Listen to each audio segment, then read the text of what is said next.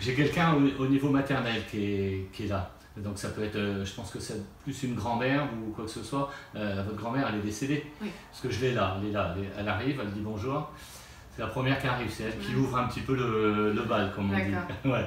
D'ailleurs, elle aime bien cette phrase-là parce que pour elle, ouvrir le bal, c'est quelque chose d'important. Elle avait cet esprit un peu de la danse, un peu tout ça, quoi. D'accord? Ouais. Ça vous parle? Ouais.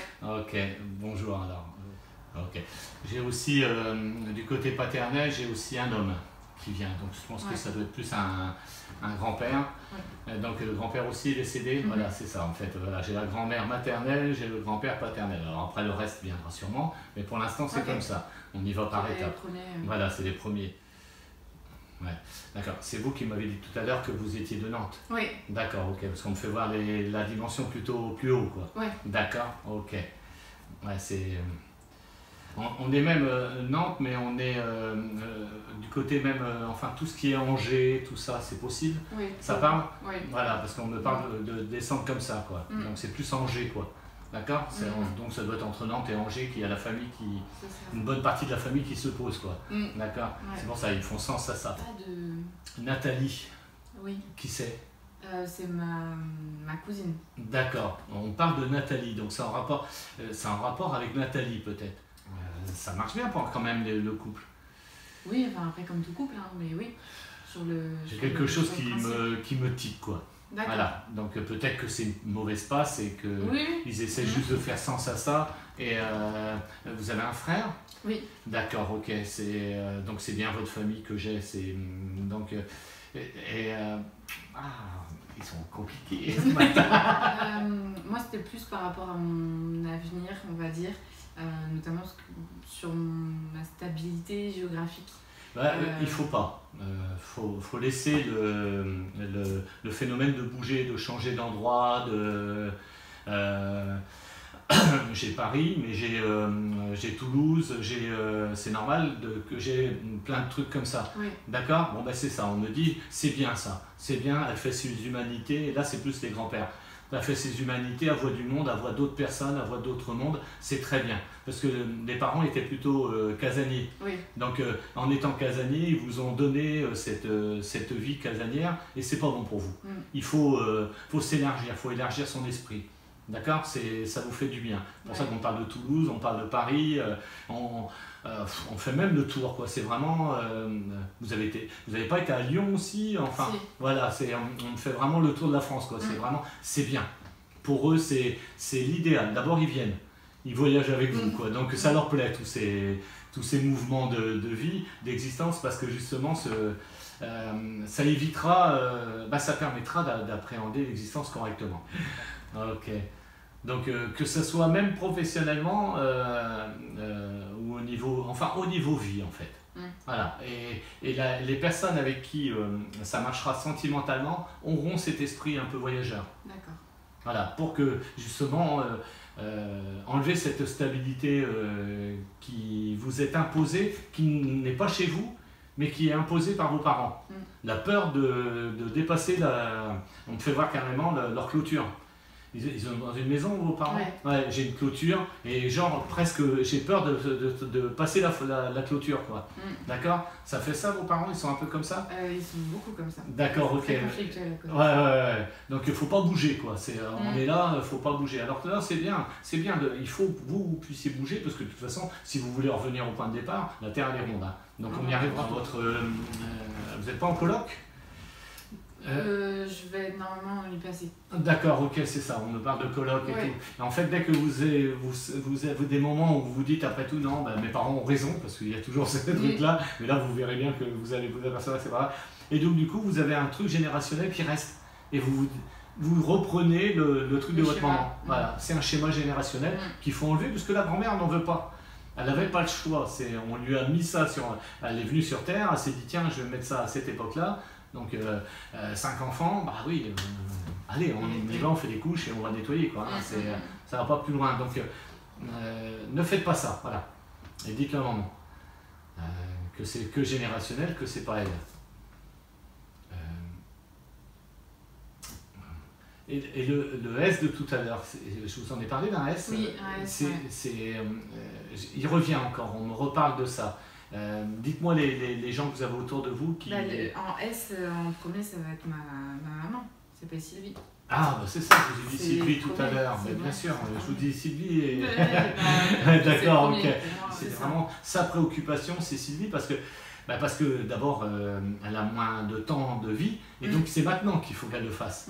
Voilà, elle a le temps de vie, qu'elle ne s'inquiète pas, hein. Il n'y a pas de décès annoncé, mais c'est pas la peine de se... c'est Sylvie, voilà, c'est Sylvie qu'il faut bouger, d'accord? C'est ça le S de tout à l'heure, c'est...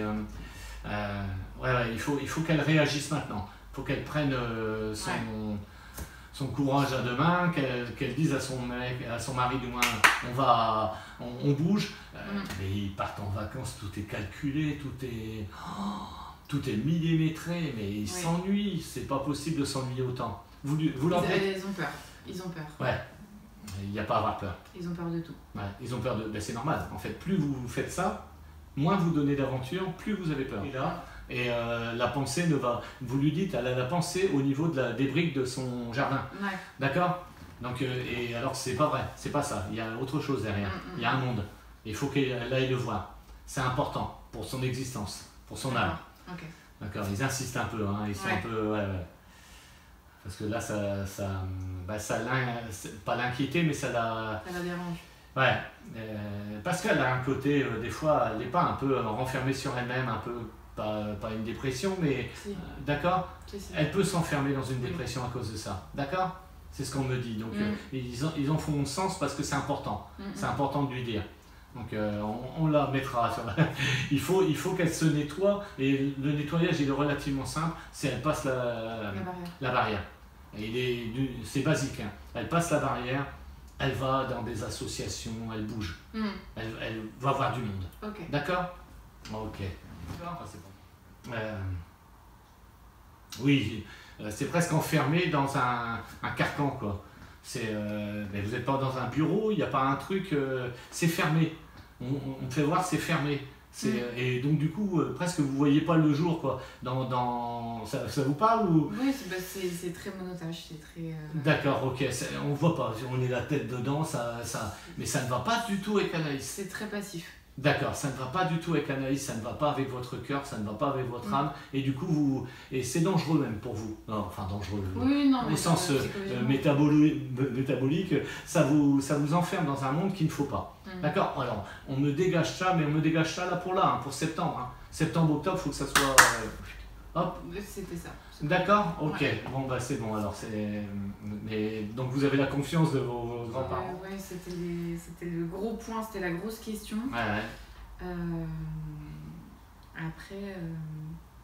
Après, ce serait plus vis-à-vis de mes parents, justement, parce que j'ai fait certains choix qu'ils n'acceptent pas forcément. On s'en fout, en fait, vous ne vivez pas pour vous. Vous n'êtes pas venus sur Terre pour vos parents.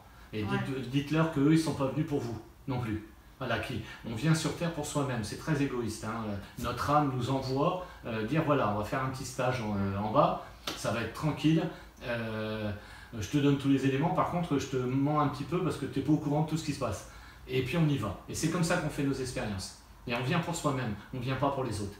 D'accord? Et c'est parce que justement, vous allez commencer à briller que vous pouvez aider les autres après. Donc pour aider vos parents, ça sera beaucoup plus simple quand ils vous verront radieuse. D'accord? Ou quand vous leur direz tiens, j'ai vécu telle épreuve, voilà, c'est au moins une épreuve de vie, quoi. D'accord? Voilà, c'est pas pour ça qu'il faut faire n'importe quoi. Non. N'allez pas braquer une banque. Allez, Bruno me l'a dit, c'est tranquille. Je vis ma vie. Voilà. Donc c'est cet esprit-là qui va leur permettre à eux justement de comprendre que oui, c'est beaucoup plus joli en s'ouvrant, quoi. D'accord? Voilà, Anaïs, qu'est-ce que vous en avez pensé de cette séance? C'était très intéressant parce que j'avais déjà été voir des personnes qui pouvaient lire les cartes ou choses comme ça.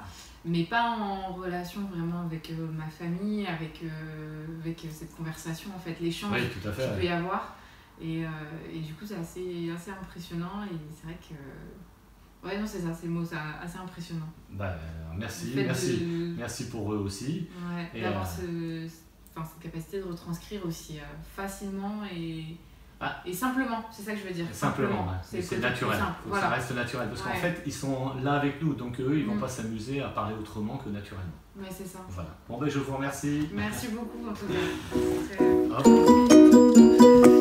cas.